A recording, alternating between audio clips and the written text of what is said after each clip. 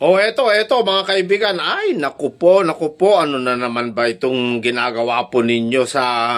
Ay, naku po mga kaibigan, mga kababayan, no? Yan ba'y nasa Biblia ba yan? Ay, naku. Sa Biblia, sabi po doon sa Exodus, huwag mong paglilingkuran sila. Huwag kang gagawa ng larawang inanyuan, huwag mong paglilingkuran. Pinaglilingkuran ninyo eh. Naku po, bakit ba naman tapos sabihin po ninyo biblical? Biblical pero kalaban sa Biblia, yun ang totoo.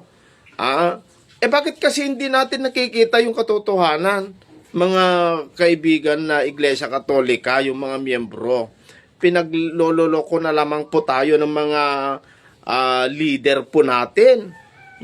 Maliwanag yung sinabi, huwag mong paglilingkuran.